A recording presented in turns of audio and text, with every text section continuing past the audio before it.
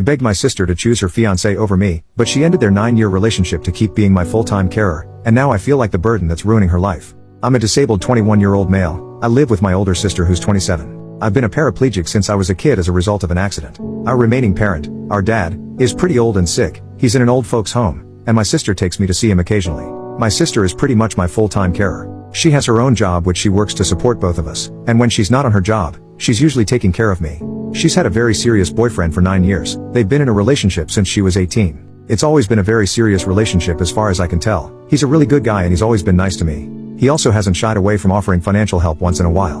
I know my sister has always dreamt of marriage. We talk about it so much, me and her, ever since we were kids. We would do play weddings. She would always imagine the day she would get married, spend hours looking at bridal dresses. Even as an adult he would fantasize about getting married and spend a lot of the time looking at bridal dresses, talking about her dream wedding, what kind of house she'd like to have. She had names picked out for the kids since she was a kid herself and she's always stuck with those names. So yeah, she's always dreamed of getting married and having a family for a long time. Her current boyfriend has been with her for so long and has been so good to her I figured he would always be the one to marry her. And I'd be happy for her. Finally she'd have someone to take care of her instead of her having to take care of me all the time. Well, that all came crumbling down. She returned home one day a complete mess, crying and pouring her eyes out all over the place. She told me they'd broken up. It was over. She was so sad. It was heartbreaking to see. It was like a dagger in my heart to see her crying and upset like that, and I felt so useless because all I could offer were meaningless words. She wouldn't tell me why. I figured she just didn't want to talk about it. After a few days, she still didn't want to talk about. She was still incredibly upset, crying a lot. I told her I'm her brother. I may be physically disabled, but my heart and mind still work perfectly. She can talk to me about anything. Very reluctantly and with pushing, she opened up about it. She told me her boyfriend had proposed to her. I told her that's excellent. Why did they break up? She had always wanted to get married and had been waiting years for this. She told me they had talked about it, and her boyfriend wanted her to move in with him. They would find a separate carer to look after me. They would still see me occasionally, but I would not visit them and my sister would no longer be my carer at all. My sister told me she couldn't accept that, and that was the offer on the table as her boyfriend wanted it. She said she couldn't accept it. They couldn't reconcile their different wants, and they broke up.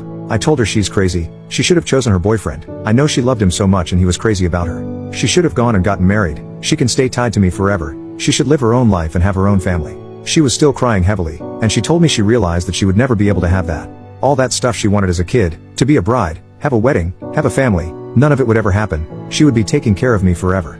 I insisted to her, telling her she didn't need to take care of me forever. She should live her own life. She said no, that's what she wants. That's the way it has to be. She would have it no other way. When I kept insisting, she said no, that's it, she's in charge. She makes her own life decisions and I should stop telling her how to live her life. She got angry at me and I quickly apologized. She said it's okay, but I could tell she was really upset and in a bad mood. Why is she doing this to herself? I don't understand. Doesn't she see that I don't want her to sacrifice herself like this? Why did she just give up her boyfriend of 9 years like that? She loved him so much and he loved her, so why did she just push him away like that? Why is she hurting herself like that? I don't want her to be hurting herself just for my sake. I never asked her to make this sacrifice of herself. I told her I wouldn't mind getting another carer for me. She said no, it's her. It has to be her. It's her job. It's her duty to me and to our family. She has to take care of me always. She wouldn't have it any other way no matter how much I tried to reason. I hate myself so much right now. I've never hated being disabled more than right now in my life. I feel like a baby or something, like a useless animal. I feel like a ball and chain, like a burden tying her down to the ground and preventing her from living her own life. All I want her to do is to be happy and live her life and be happy and beautiful on her wedding day like she's always wanted, not stuck forever taking care of her disabled brother. I wish I could just die to free her of her burden. I'd be lying if I said I hadn't seriously considered just taking my life so she could finally be free and pursue her own life. I'm not just saying that either. I'm serious. I know she'd mourn me for a while, even a few years, but after that she'd move on and get married and live her life like she's always wanted. It might be the only way she ever knows true happiness. I tried to convince her, but she seems determined to bog herself down like this. I don't understand. She's not being reasonable. She's not looking out for what's best for herself. Why is she doing this? How can I get her to focus on herself and her own life? Please guys, help me out. How can I talk some sense into her? How can I convince her to put her needs ahead of my own and to go focus on her life mainly so she can live the life she's always wanted instead of being chained down to me? How can I convince her of this? Please help. I feel so desperate and sad for her. Update, 2 days later. Okay, so this is an update to the post I made 2 nights ago. I just want to first of all say thank you so much to all those of you who posted extremely kind and heartwarming comments. That was amazing of you. Thank you so much. I'm also feeling much better now. I understand things much clearer and talked it over with my sister. It seems I was confused and in the heat of the moment there was a lot of misunderstanding. I have talked it all over with my sister, and we are both feeling much better and brighter now, and we agree things may have turned out for the best. I now realize, after my sister explained it to me, that he was not right for her, even though they had been together so long. I guess the length of their relationship had left me with a false impression. Firstly, as my sister explained it, it seems he didn't say I couldn't visit at all, as I had thought she meant. but that I just couldn't visit whenever I wanted to. They'd set times and schedules for when I could visit to ensure I wasn't over all the time interrupting and interfering with their lives. However, it seems my sister didn't like this at all. She said she realized her boyfriend had a problem with me, and wanted to place some distance between her and me, and she wasn't okay with that at all. I told her I thought she loved him. She said she thought she did too, but she knows her priorities in life, and she is old enough and mature enough to be able to decide what she wants from life and what her priorities are. I told her I thought she'd always wanted to get married and have children and a family ever since she was young. She explained to me, she still does to a certain extent, but only if the conditions are right. She said that she was a different person when she was younger.